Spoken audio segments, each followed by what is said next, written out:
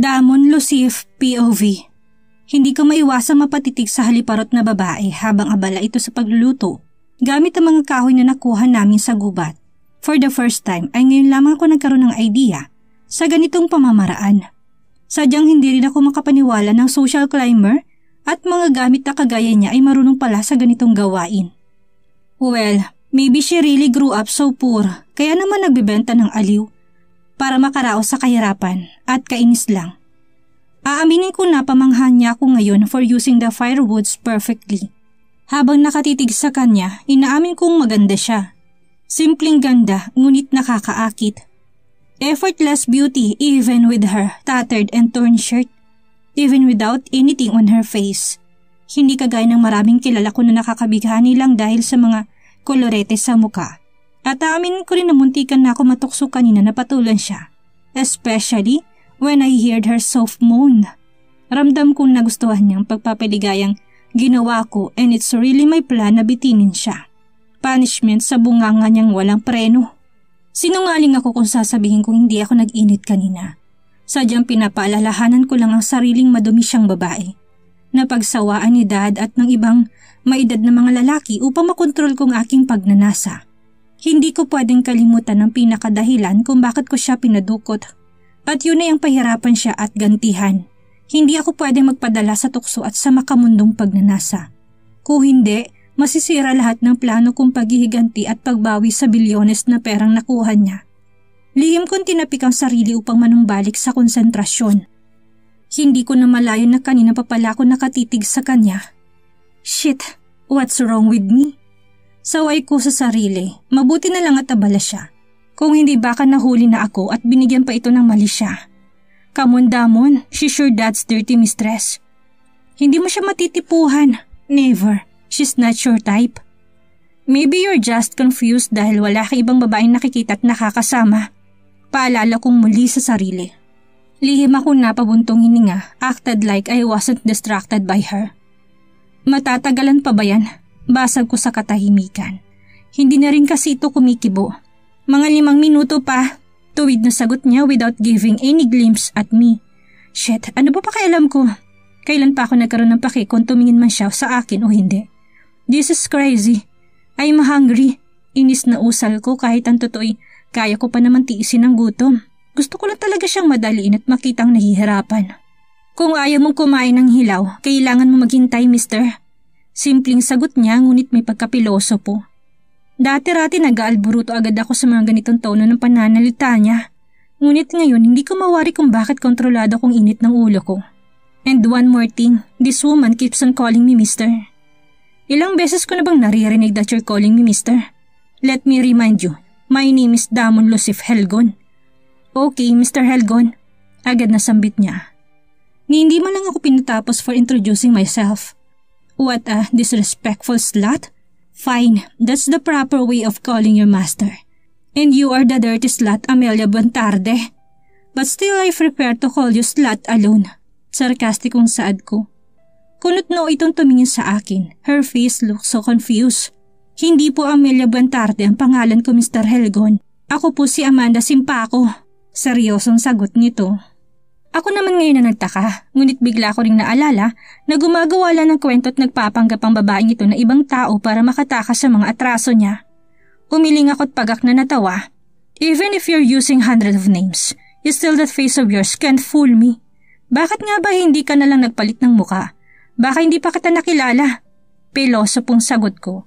Ramdam ko may sasabihin pa sana siyang kasinungalingan kaya't nagsalita ko muli. Enough for stupid stories and lies. Bilisan mo na lang yung ginagawa mo bago pa maubos ang pasensya ko sa paghihintay. Matigas ng utos ko. Napayuko ito't muling hindi na rin sumagot. Dumaan na naman ang katahimikan hanggang sa natapos na nga siya. Sa pagluluto hindi ko na muling narinig ang boses niya. Isa-isa niyang inakyat sa taas sa mga pagkain habang ako'y nakasunod lang.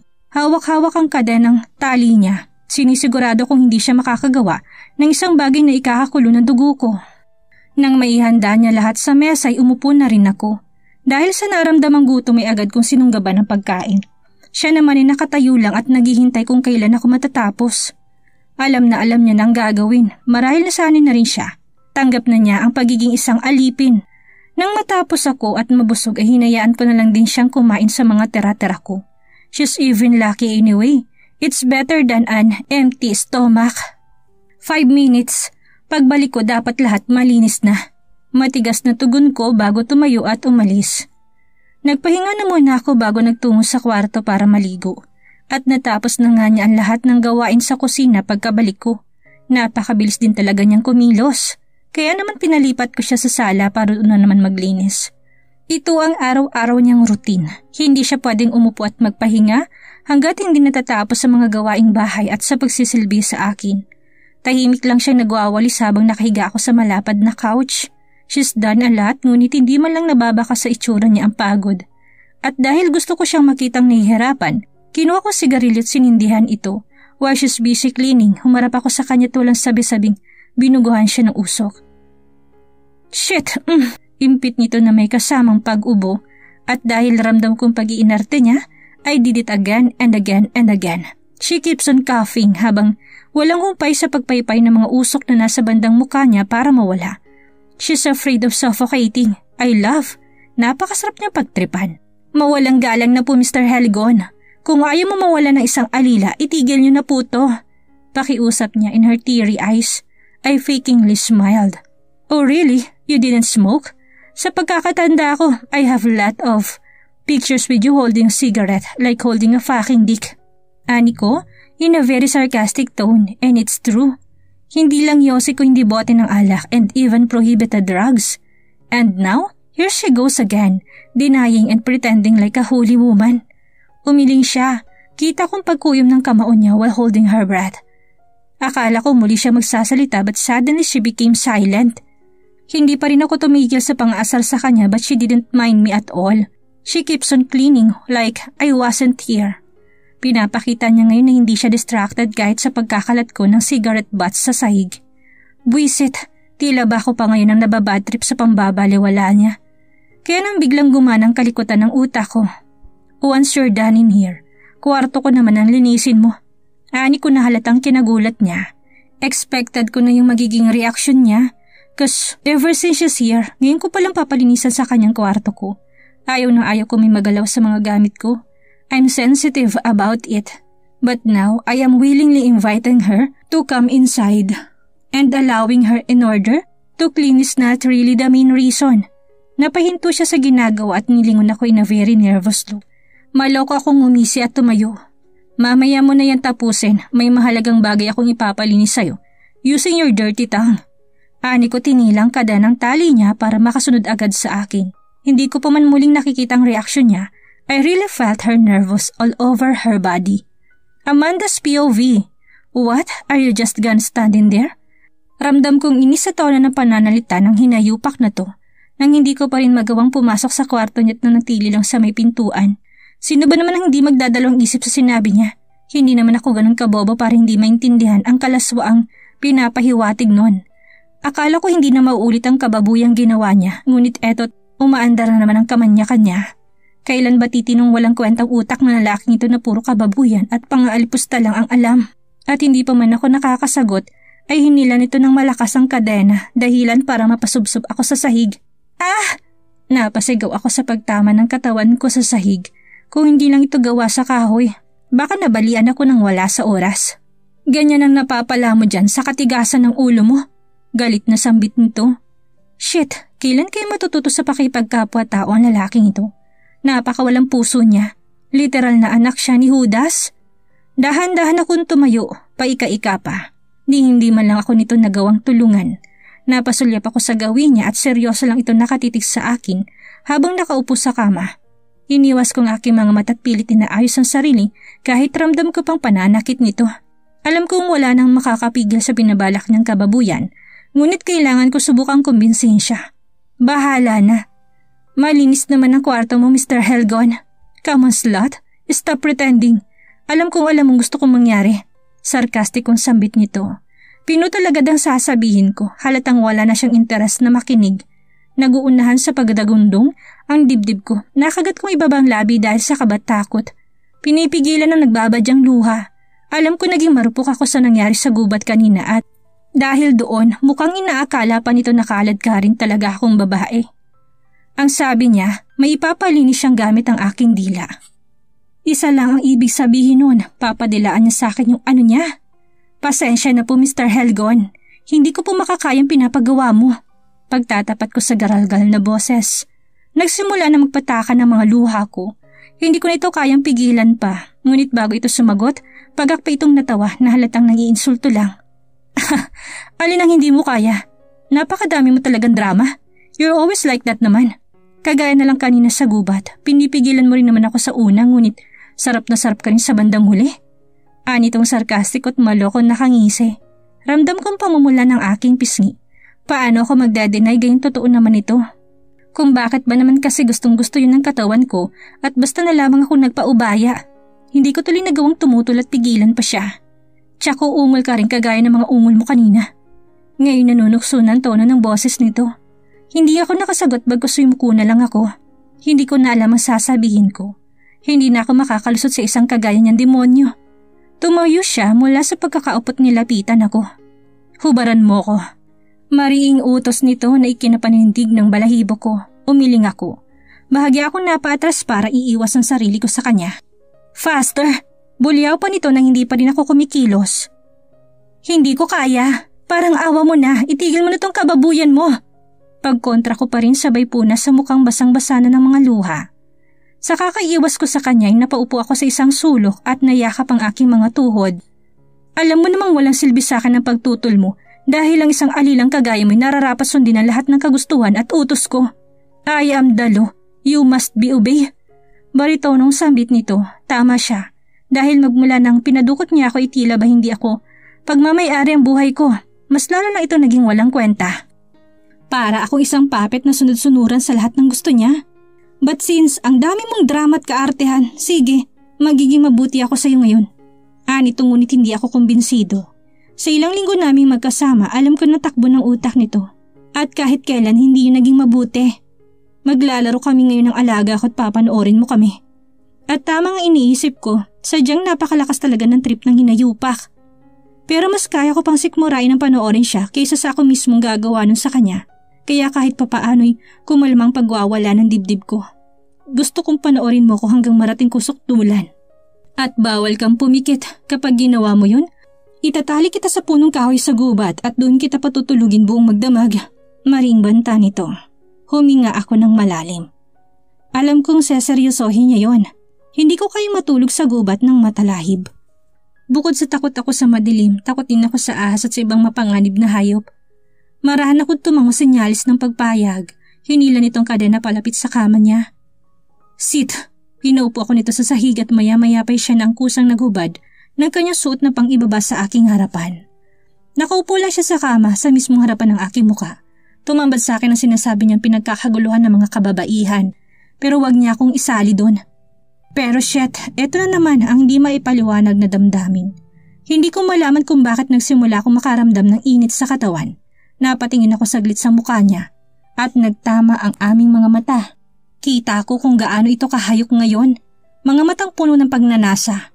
Don't stare at me. Dito ka tumingin. May gigil na sambit nito na tinutukoy ay ang hawak niya. Napalunok ako ng laway at sunod ang nais niya. Pinagpatuloy niya lang ang pagmasahe. Mas lalo ako nakaramdam ng init sa katawan. Ganitong-ganito rin yung pag-iinit ko. Napaka-gifted din naman kasi talaga ng hinayupak na to. Kung siguro'y kagaya lang ako ng tinutukoy niya na isang pariwarang babae, ay baka ako nang kusang lumusob at pumaibabaw sa kanya. Kaso hindi. Shit, kalma Amanda. Huwag kang magpapadala sa tukso. Kung hindi mawawala ka na naman sa tamang katinuan. Paalala ko sa sarili at nagpakawala ng isang malalim na buntong hininga. Hindi ko maiwasang palihim na sulyapan siya. Kagat-kagat niyang kanyang labi habang nakapikit. Ninanamnam ang bawat sarap ng kanyang masahe. Literal na isang free live show ang pinapanood ko. Ilang minuto rin ako nakatutok sa kanya hanggang sa ramdam kong malapit din niya marating ang rurok dahil sa naulo na reaksyon niya. At tuluyan na nga niya narating ang sukdulan. Kinalat pang kanyang krema sa sahig.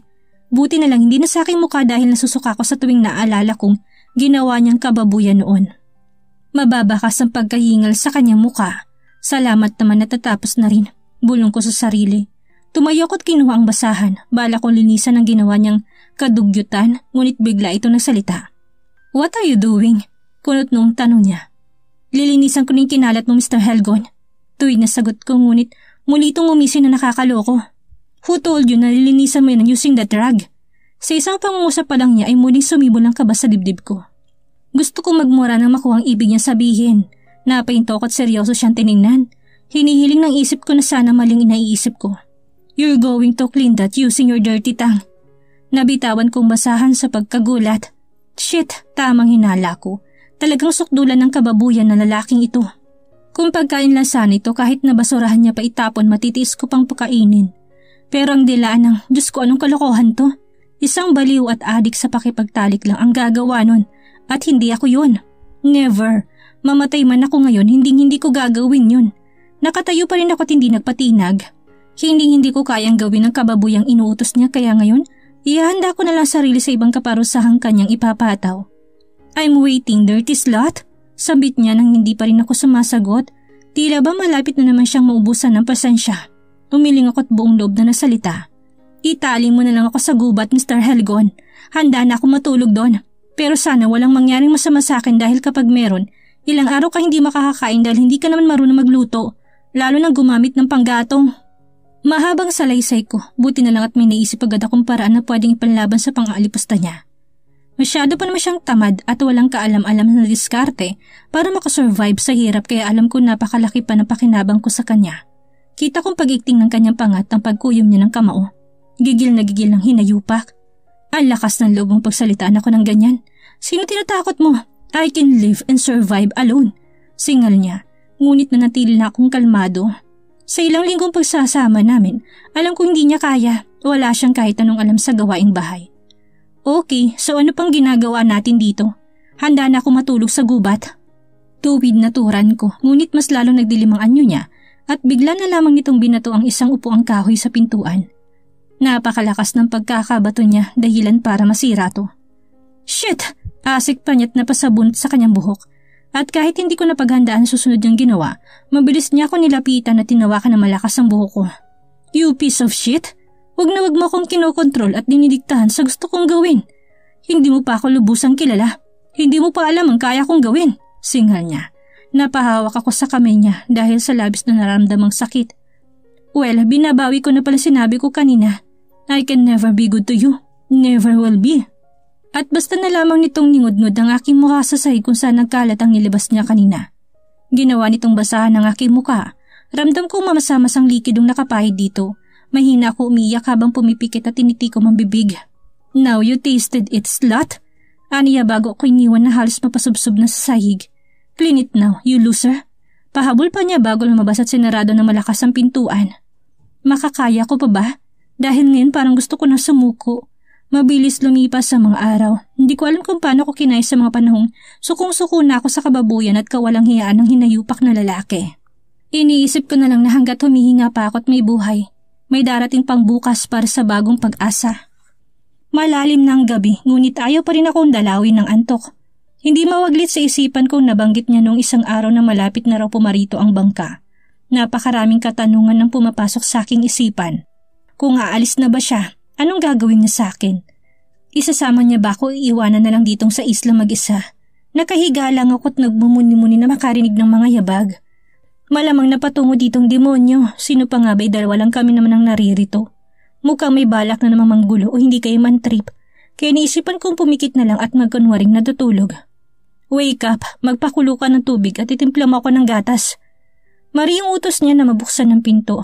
Lihim ako napangawi. Ano naman kayang trip ang nawalang hiyang ito? Kaya lalim na ng gabi, ngunit eto siya't na may inuutos na naman. Ano siyang batang kailangang ipagtimpla ng gatas sa 10 oras ng gabi? Nang hindi pa rin ako gumising ay basta na lang niyang binato sa akin ang suot niyang tsinelas. Aray ko!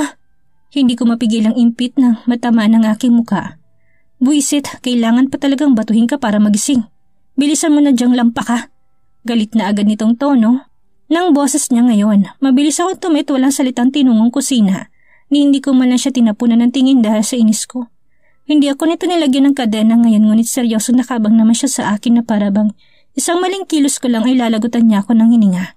Nilagyan ko ng tubig ang takoret pagkatapos ay tahimik ako lumabas ng bahay para magsiga ng panggatong. Siya'y nakamasid lang habang nakasunod. Napakadilim na sa labas at tanging ilaw lang ng bahay na ginagamitan ng generator ang nabibigay liwanag.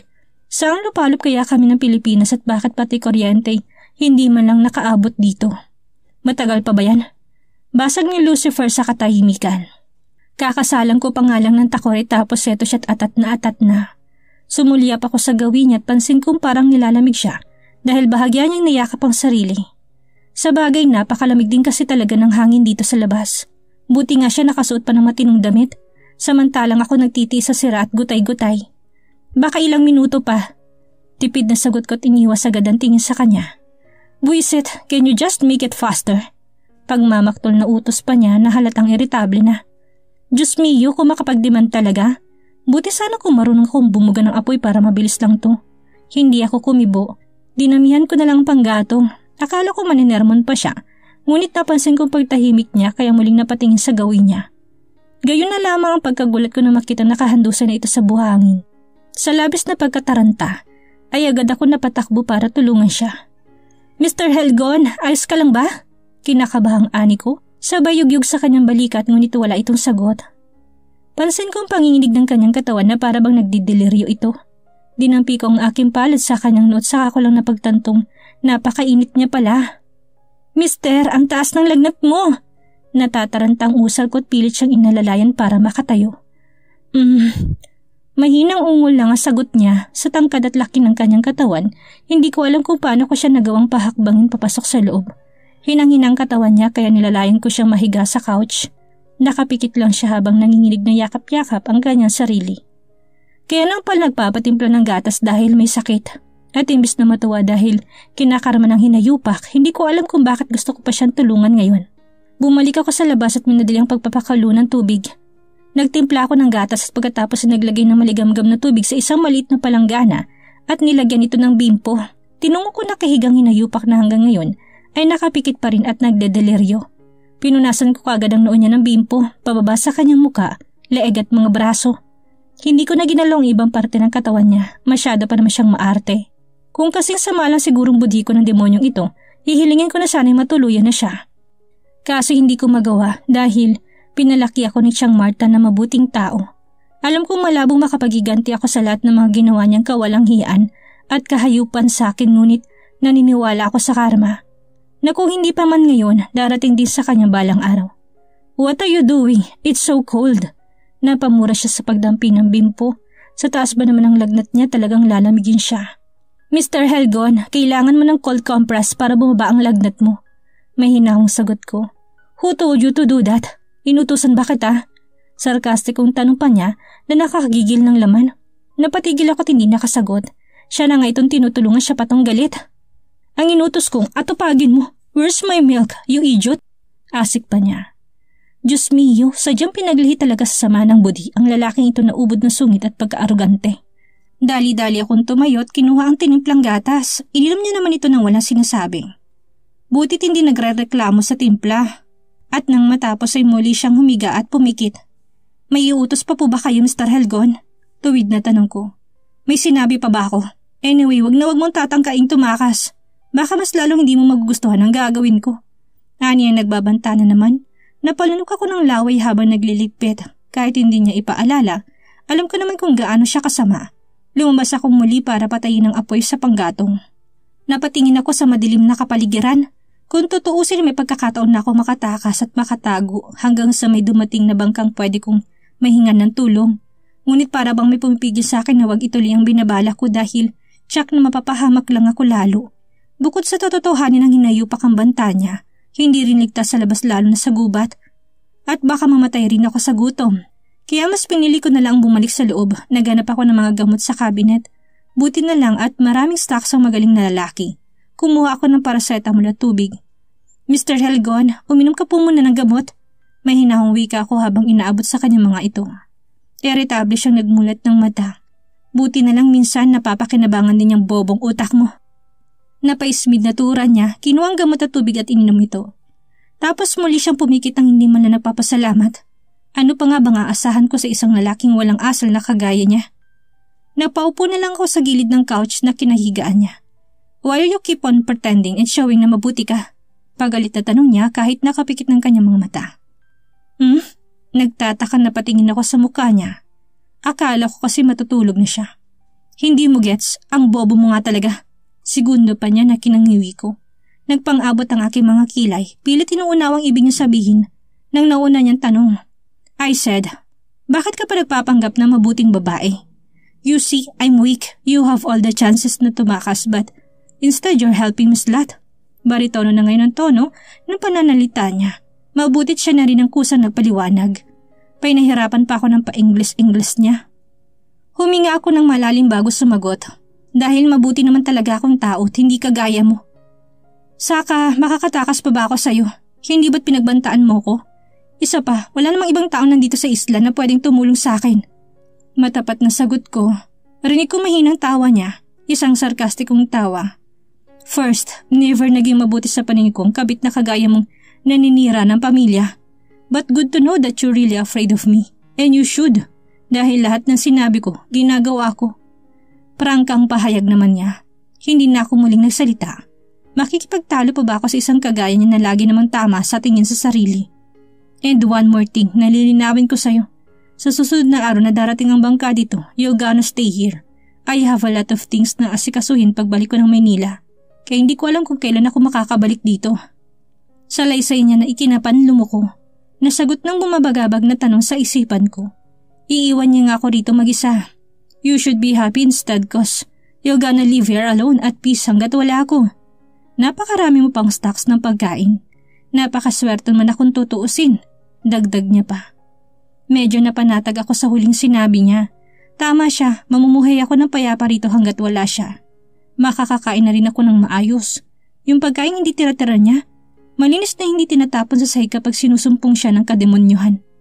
Ngunit namumutawi pa rin ang lungkot sa puso ko nang maalala sana sina Chiang Marta at Kendra. Sa tagal ko ba namang nawala, tsak na sobrang nag-aalala sila kakahanap sa akin. Mr. Helgon, pwede ba akong humiling na pabor sa'yo? Lakas loob na tanong ko nang makaisip ni isang magandang idea. What? Tipid na sagot niya. Hindi pa rin minumulat ang kanyang mga mata. Pwede ba akong gumawa ng sulat na ipapabigay ko sana kay Chiang Marta ko? Tuwid na sagot ko. This time, nagmulat na siya ng mga mata at kunutang noon tumingin sa gawi ko. Pakiusap, pwede ba nang basahin ang nilalaman para makasigurado kang wala kong ibang babanggitin? Ayaw ko lang na mag-alala sila at sa isipan na kung nasa ang lupalop ako ng mundo. Paliwanag ko pa, ngunit mukhang umaayon na agad ang mukha niya. Mangangako ko sa iyong mananatili ako rito sa isla. Maglilinis at aalagaan ko ang bahay hanggat wala ka. Magpapakabait ako. Hindi ko mapigilan ang paglandas sa mga luha ng aking mga mata. May isang salita naman ako kaya. Ang dami mong drama. Okay, fine. Putol niya sa akin. Sinabi na kinatuwa ko. Salamat, maraming salamat. Usal ko tagad na naghanap ng ballpen at papel. Kahit papano'y panatag ng loob ko na ipaalam kina Chiang na buhay ako at ligtas kahit na ginawang isang nakakaawang alipin. Anong buhay pa kaya naghihintay kay Amanda kasama si Damon? Gawin kaya ni Damon ang hinihinging pabor ni Amanda? Kailan kaya magkakaroon ng awa si Damon kay Amanda? Yan ang ating aalamin sa susunod nating kabanata.